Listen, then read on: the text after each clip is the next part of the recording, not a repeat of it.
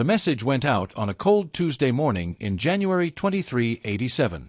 It was not dramatic. There were no flashing lights, no speeches, no cameras rolling. Admiral Carl Morrow simply sat down at his desk in United Earth Command headquarters in Geneva, reviewed the final draft one more time, and authorized the transmission. The message was sent across every known galactic communication band, in 47 languages, at maximum power. It said, in plain and simple words, that the Terran exclusion zone was now in effect. The zone covered all space within 40 light-years of Earth's sun. Any vessel entering that space without prior authorization from the United Earth Command would be considered in violation of sovereign human territory. No exceptions would be made. Consequences would follow. Morrow was a quiet man from New Mexico who had spent 30 years in the military without ever giving a long speech. He believed that short sentences were more honest than long ones. The message was exactly what it needed to be. He signed it, sent it, and went to get coffee. Across the galaxy, various civilizations received the message and responded in different ways. Some small, cautious species immediately updated their navigation charts. A few curious ones sent polite replies asking for clarification. One species sent flowers, which was confusing but appreciated. The Votheran Empire did not reply at all. The Votherans were old. Their empire had existed for over 3,000 years, stretching across 50 star systems, built on military strength and the simple fact that they had always been bigger and stronger than everyone around them. They were tall, scaled, and deeply certain of their own importance. When their emperor's chief military strategist, a sharp-eyed commander named Drevoth, received the human message, he read it once, set it down, and told his staff to file it with the other irrelevant communications. Humans, he explained, had only discovered faster-than-light travel 80 years ago. Their largest known warships were frigates, barely worth calling warships at all. They had no standing in galactic politics. They had no history of combat. They were, in Drevotha's professional opinion, the kind of species that believed strongly in rules right up until the moment they discovered that rules only worked if someone was willing to enforce them. He was not worried. In the United Earth Command's Intelligence Division, a young analyst named Kate Brennan filed a report the same week. She was from Chicago, 29 years old, and had the kind of careful, patient mind that noticed things other people walked past. Her report was 7 pages long. The core argument was simple. The Empire's silence was not neutrality. It was contempt. A civilization that respected the Declaration would have at least acknowledged it. A civilization that ignored it completely was telling them exactly what it thought of them. She recommended that the border monitoring systems be put on active alert. She recommended that patrol schedules be doubled along the outer edge of the exclusion zone. She recommended that the automated warning beacons placed at every entry point be tested and verified. Her supervisor read the report, told her it was thorough, and did nothing with it. The beacons had already been placed. The warnings had already been sent. Morrow had reviewed the defense systems himself and was satisfied. There was a process in place. All anyone had to do was wait and see if someone was foolish enough to ignore it. 6 weeks after the declaration, a small Imperial scout ship crossed into the exclusion zone near the star system of Tau Ceti. Its captain was a low-ranking officer named Velsar, a young Votheran on his 3rd survey mission, eager to make a name for himself and not especially interested in the border warnings of species he considered minor. He had been told by his commanders that human space was not really human space, because the humans had not earned it. When the first automated warning beacon lit up and began broadcasting a clear, calm message in 17 languages telling him to turn back, Velsar looked at it for a moment, then reached over and disabled the signal. The blinking light had been giving him a headache. He pushed on deeper into the zone, completely confident, completely unaware that the moment he had crossed that invisible line, 3 separate monitoring stations had logged his entry, flagged his ship's profile, and begun the quiet process of deciding what to do about him. Velsar had been inside the exclusion zone for 6 weeks before he found the planets worth recording. 3 of them, orbiting a dim star at the edge of a quiet arm of the zone. By the maps his empire used, they were unclaimed. By his survey standards, 2 of them were suitable for resource extraction, and 1 showed signs of an early terraforming effort. He noted that last detail without much interest. Early terraforming could mean a lot of things. It could mean a human project that had been started and abandoned. It could mean a research station. He added it to his log and prepared his formal claim documents, which under imperial colonial law would give the Empire rights to all 3 planets within 60 days of submission. What Velsar did not look at closely enough was the 3rd planet. He had scanned its surface from a distance and seen mostly rock and thin atmosphere, work-in-progress soil processors, and a few prefabricated buildings. What he had not registered was that those buildings had lights on. There were 217 people living on that planet. They called it Covenant's Rest. It was a terraforming outpost staffed mostly by agricultural engineers and their families, people who had come out to the edge of the zone to do quiet, important work, growing the future 1 square kilometer at a time. The UEC patrol vessel ESA Nairobi had been tracking Velsar's ship for 11 days. Its captain was a woman named Donna Farrell, from a small town in Mississippi, who had a reputation in the fleet for doing things properly and completely without fuss. She had filed her tracking reports every 8 hours, confirmed Velsar's intentions, and waited for authorization from Geneva to make contact. The authorization came through on a Thursday morning. Farrell opened a channel to the Imperial ship and hailed it 3 times at standard intervals, identifying herself and her vessel clearly, stating that the ship was operating in violation of the Terran Exclusion Declaration, and requesting that it hold its current position for formal boarding and inspection. Velsar did not respond. He looked at the small human frigate on his screen and felt no particular concern. The Nairobi was less than 1/3 the size of his scout vessel. He was armed. She was, as far as he could tell, lightly armed at best. He ignored her hails the way one might ignore a polite knock on the door when already in the middle of doing something. Farrell waited the required contact period, logged the non-response, and then activated what the UEC called a hard exclusion measure. There was no flash of light, no explosion, no dramatic energy bolt crossing the distance between the ships. One moment Velsar's drives were running normally, and the next moment they were not. His navigation system returned a cascade of errors. His weapons targeting went dark. His long-range communications dropped to almost nothing. He could still breathe, still move around his ship, still see the stars outside his window. But the ship itself had become, very suddenly and very completely, inert. He spent 17 minutes trying to understand what had happened before accepting that he could not fix it from the inside. Farrell brought the Nairobi alongside and sent a boarding party across. 4 Marines in light gear and a technical officer, all of them calm, moving through the Imperial ship the way people move through a place they have been before. The Imperial crew did not resist. Velsar stood in his command room and watched, trying to maintain some dignity, while his survey data was copied, his claim documents were confiscated, and a formal notice of violation was placed on his navigation console. Then Farrell came aboard herself. She was shorter than Velsar expected, with gray coming into her hair and the kind of steady eyes that had seen a lot of open space. She looked at him without anger or triumph, only the calm attention of someone completing a task. She told him, through a translator, that his ship would be restored to operational status, that his crew would not be harmed, and that he would be escorted to the boundary of the exclusion zone. She handed him a physical copy of the Exclusion Declaration, printed on paper, folded neatly. Velsar looked at the paper for a long time. Something about the paper was worse than all the rest of it. The Empire communicated by data. Everybody communicated by data. Paper was what you used when you wanted to make something feel permanent. When you wanted someone to understand that you were serious in a way that could not be deleted or reformatted or explained away. He took the paper. Farrell escorted his ship to the edge of the zone, watched it cross back into free space, and then filed her mission report in the same careful, methodical way she did everything. She did not celebrate. She had done her job. The report landed on Drevotha's desk 3 days later. He read it twice, slowly. He read the part about the hard exclusion measure 3 times.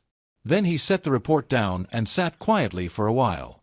For the first time in a long time, something in his chest felt uncertain. Drevoth wrote his recommendation carefully. He chose every word with precision, because he knew that what he was about to say would not be popular, and unpopular things needed to be built from careful words. He recommended formal contact with humanity. He recommended that the Terran Exclusion Declaration be reviewed as a legitimate territorial claim. He recommended patience. The Council denied his recommendation without significant debate. Instead, they authorized a show of force. Not a war fleet, They were careful to say. Just a demonstration. 12 warships of the Second Imperial Expansion Fleet, under the command of Fleet Admiral Zorath, a decorated veteran who had spent 40 years reminding border civilizations of where they stood. The fleet was the kind of formation that had resolved territorial disagreements a dozen times before, usually within a week and without a single shot being fired. The mere sight of it tended to produce results. Zorath crossed into the exclusion zone at the system of 82 Eridani on a morning in March. He broadcast a message on standard galactic frequencies, addressed to any human vessels in the area, stating clearly that the Empire did not recognize the Terran Exclusion Declaration, that human territorial claims in this region had no legal standing under galactic convention, and that Imperial survey operations would proceed as planned. He was polite. He was direct. He gave the humans the opportunity to respond before he moved any further. What came back surprised him. It was not a frightened voice. It was not a panicked officer scrambling for words. It was a calm, slightly tired-sounding man who introduced himself as Admiral Carl Morrow, speaking from the UEC Coordination Hub at 82 Eridani. Morrow thanked Zorath for making contact. He acknowledged the Empire's position. And then, without any particular heat, he told Zorath that he had 1 hour to begin withdrawal. Zorath almost laughed. Almost. He had 12 warships. He had served in more border engagements than this human admiral had likely years of service. He sent back a polite but firm refusal and waited. The hour passed. Nothing happened for about 90 seconds. Then everything happened. It did not look like an attack. That was the first thing Zorath noted. There were no incoming projectiles, no energy bursts, no weapon signatures he could identify. What there was, instead, was a slow and total erosion of his fleet's ability to function. His targeting computers began returning data that was clearly wrong, marking friendly ships as threats, marking empty space as solid objects. His navigation systems fed his helmsman coordinates that a quick manual check showed to be off by several thousand kilometers. His communication with the rest of his fleet began to break apart, not all at once but piece by piece, ship by ship, until he was essentially commanding 12 vessels that could no longer properly speak to each other. His sensor arrays painted a picture of empty space around him. But Zorath was not a fool. He had spent 40 years in deep space. Empty-looking space was not always empty. He ordered a full manual scan, bypassing all automated systems. What his crew found, slowly, carefully, with nothing but their own eyes and manual instruments, was the full shape of what humanity had built in the 80 years since its first faster-than-light flight. Automated platforms, hundreds of them, small and nearly invisible, arranged in a pattern that covered the entire region. Crude warships that had been running cold and dark, now powering up one by one. And something else, something that had no clear shape on his screens, something his people had started calling the architecture, because it was everywhere and nowhere and seemed to be the thing making all the rest of it work. Morrow's voice returned. He told Zorath that he had extended the withdrawal window by 30 minutes out of respect for a decorated officer. He suggested Zorath use the time wisely. Zorath withdrew. He did not enjoy the trip home. In the Imperial Advisory Council chamber, he stood before people who had been comfortable and certain for decades and told them what he had seen.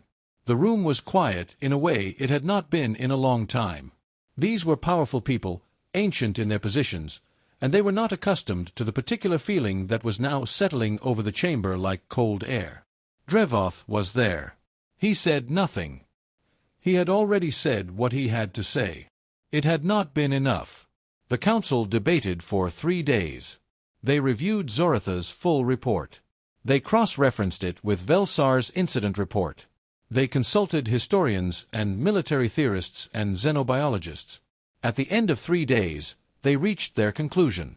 They authorized an invasion fleet. 140 warships, including 4 dreadnoughts the size of small moons, everything the Empire could reasonably assemble in 60 days. Zorath was quietly removed from command. In his place, they appointed Grand Admiral Threk, who had never lost an engagement in 30 years of service and who believed, with the deep and steady confidence of someone who had always won, that whatever the humans had built could be broken. Kate Brennan had not slept well in 2 weeks. She was standing in the UEC Operations Center in Geneva at 4 in the morning when the fleet's approach signature appeared on the long-range display, and for a moment she just looked at it, counting the ship returns the way someone might count storm clouds on a horizon. 140. She had hoped the intelligence estimate was wrong. It was not. Admiral Morrow was standing beside her, a cup of coffee going cold in his hand. He looked at the display for a while without speaking. Then he set the cup down, straightened his jacket, and told the room to begin final readiness checks on the defense array. Brennan ran the checks herself. Everything came back green.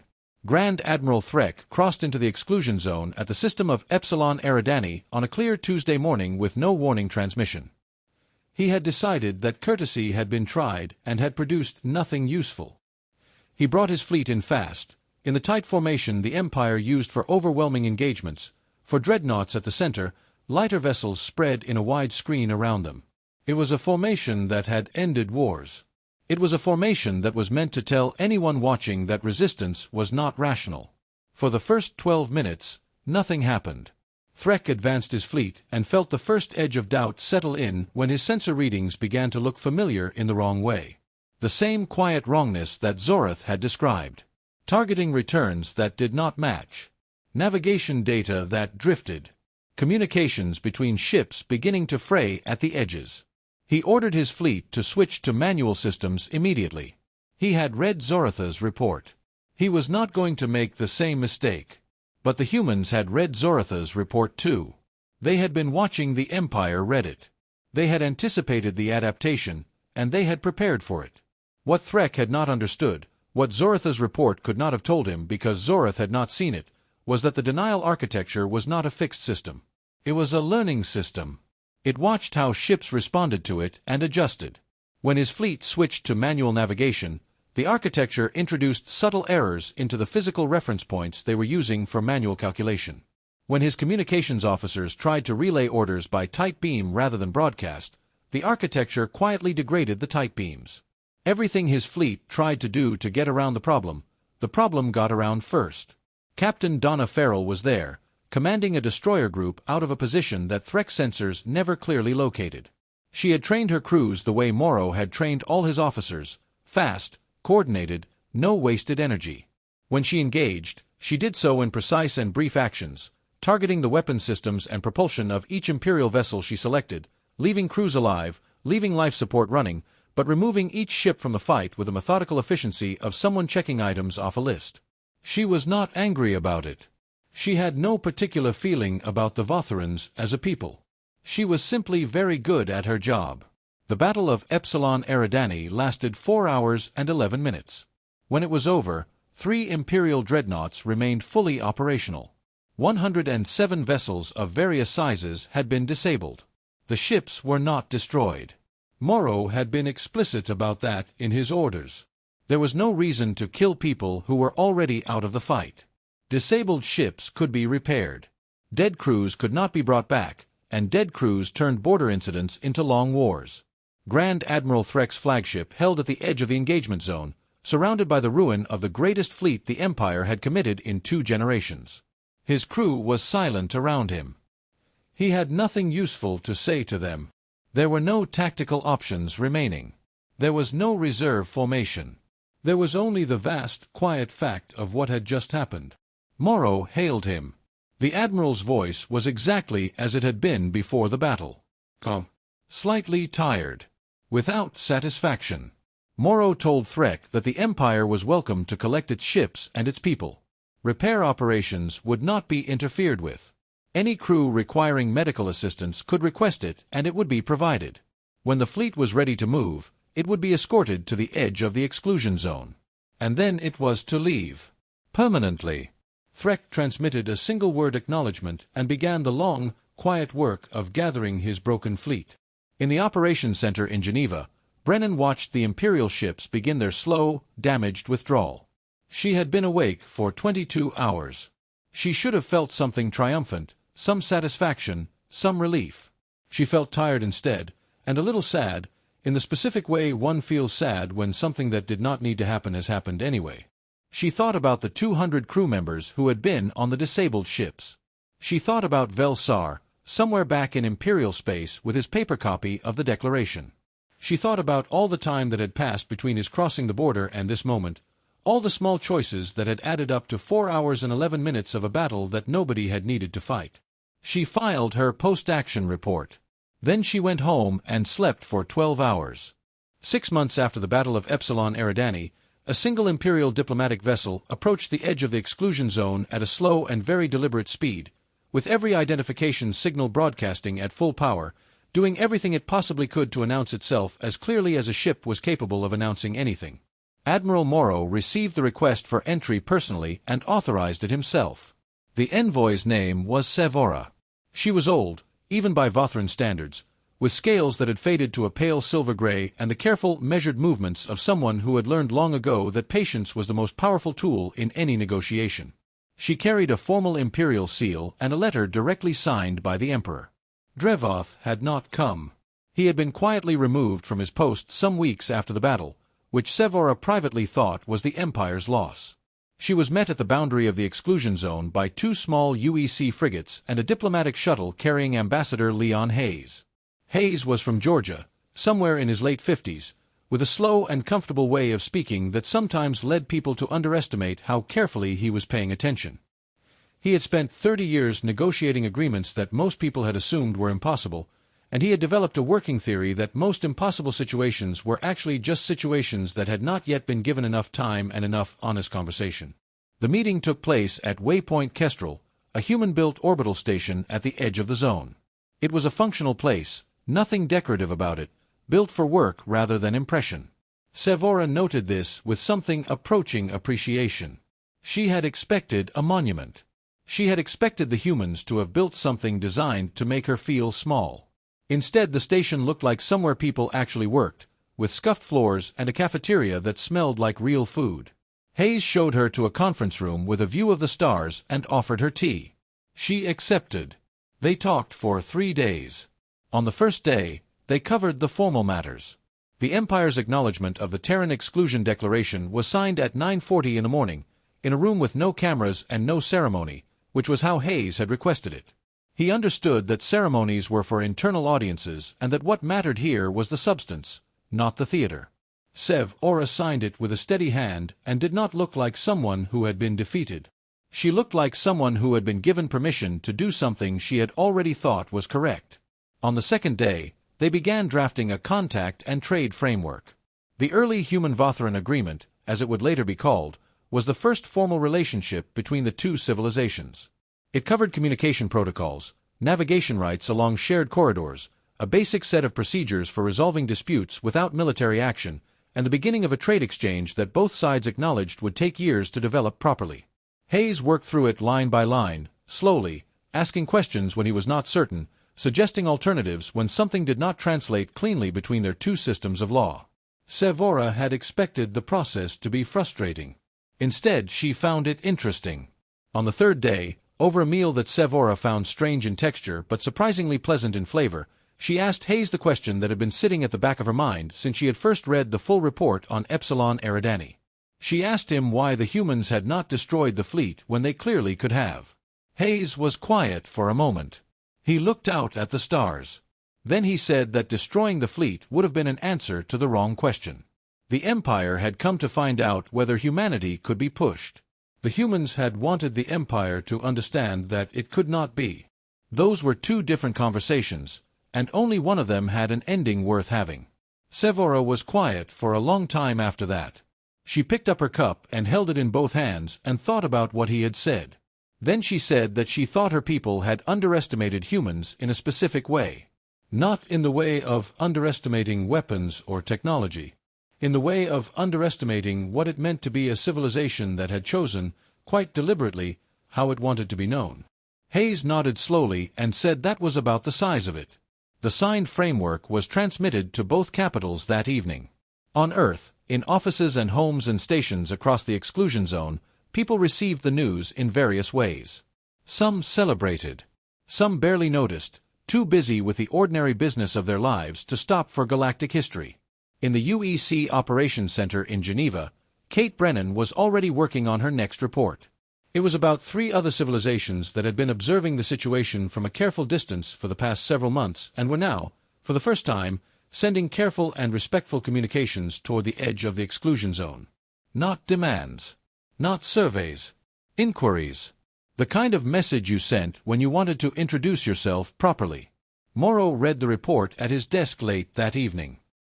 He set it down and looked out the window at the stars for a while, at the enormous dark full of all the things that were still ahead of them. Then he picked up his pen and got back to work.